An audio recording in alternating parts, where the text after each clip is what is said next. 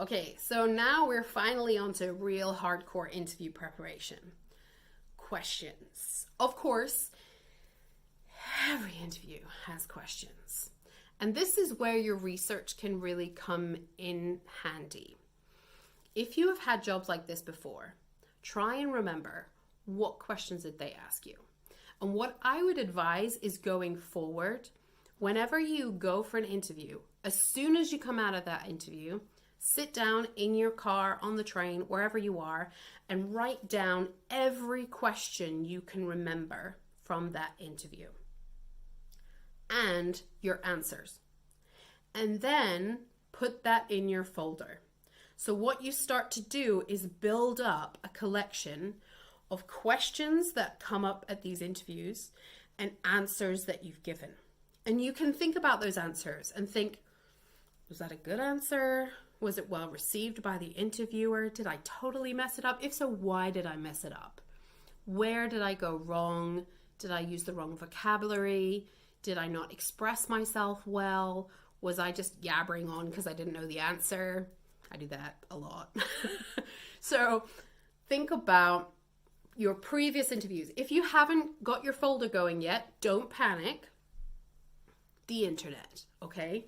There are a million interview questions that you can find on the internet. Literally, Google search interview questions. What I have found is that a lot of times interviewers are not very creative when it comes to the questions.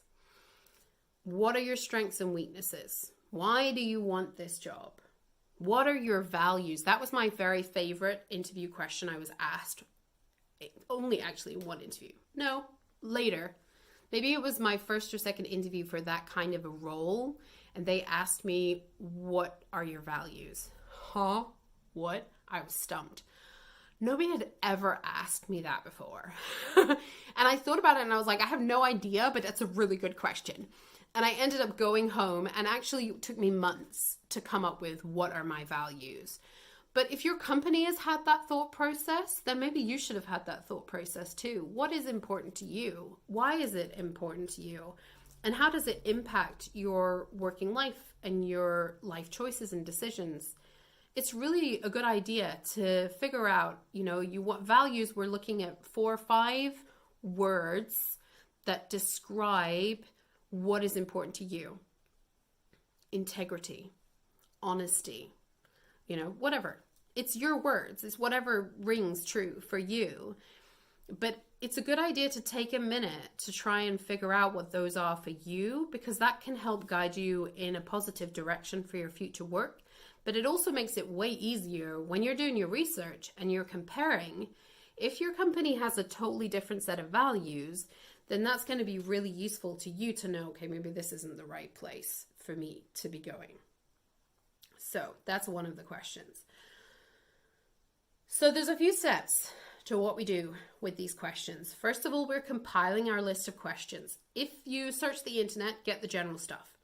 But then if you haven't done a lot of these interviews along this kind of job before, then what I want you to do is look at the job description and sit down and think about, what would you ask you? If you were going for that job, which you are, if you were going for that job, what would you ask yourself? Actually, if you think creatively, you'll be able to come up with some good questions. Probably not questions they're going to think of, but what it's doing is it's getting you thinking about how would you answer those questions, which means you'll have more vocabulary on the day. So look at the job description, knowing the company, knowing if there's any future projects coming up, knowing what kind of things, is there management in the job? Is there particular computer programs in the job? Is there a knowledge of systems in the job? Then design some questions around that. Do you have any experience managing people? Can you tell me a time? Is a really common question. Can you tell me a time when you had a disagreement with somebody on your team, and how did you manage that situation? Or can you tell me a time when one of your employees was not working efficiently and how did you manage that situation? Or can you tell me a time when you had to use this piece of technology? Why did you have to use it and how did it go? So there's a lot of different ways that you can build a how can you tell me a time question. Write down as many as you can think of. So now you've got two sets of questions. You've got your general questions from Google and you've got your specific questions that you've come up with yourself or that have come from previous jobs and previous job interviews that you've gone to. Now you need to sit down. I know this sounds like an awful lot of work. It is. It's a lot of work, but it's your dream job, right? You have to figure out which is more important, dream job or really annoying amount of work. And you got to think as well, this is not wasted work. It may feel like it's wasted if you don't get the job, but it's actually not.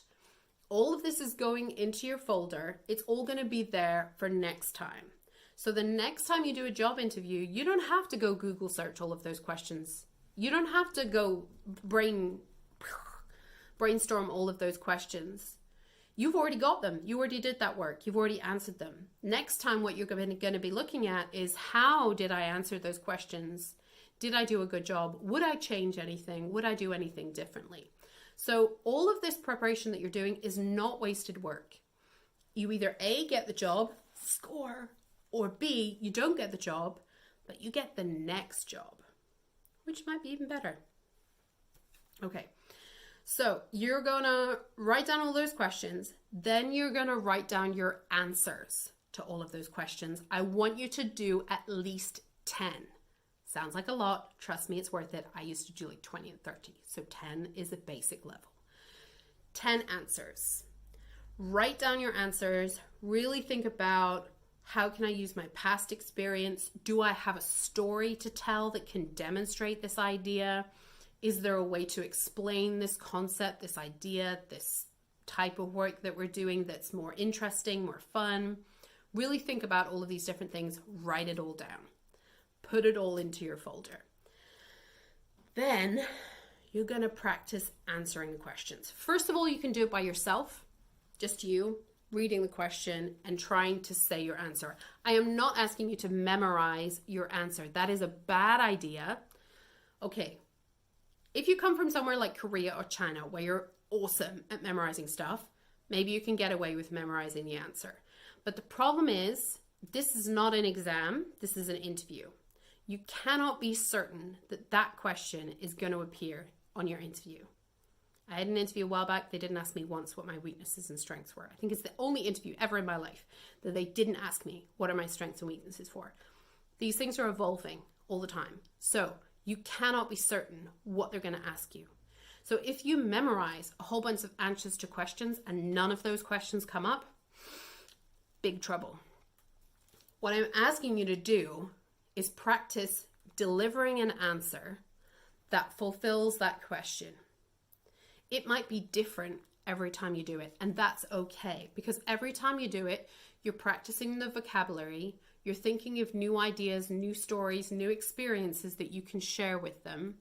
It's getting the ideas into your head. So when it comes to the interview and they ask you some question out of right field, or is it left field?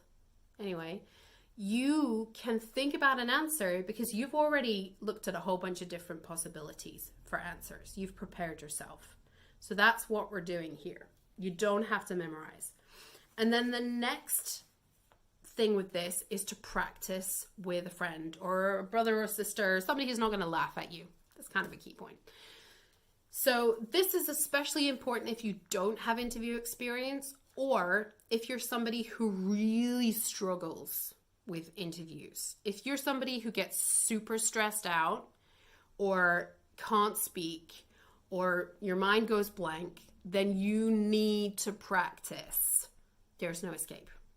It's going to happen. If you ever want to succeed and move forward with your career, you're going to have to get better at interviews. So it is worth taking the time to build your confidence and practice interviews because that is a key way for you to develop your career. Find a friend. You can help them next time they have an interview. My best friend and I talk about jobs and interviews and applications all the time. It's totally okay to have your go-to person who's good at this stuff, and practice your questions. And very often what you'll find is you can deliver a question, deliver an answer, and then as you're talking, you're thinking of new things, or they are thinking, they might say to you, well, did you think about that? And remember you did that thing, isn't that relevant here? So it can give you new avenues and new ways to talk about stuff. So definitely worth talking to a friend. And if you run out of ideas, you can always call me. Okay, you can always call me.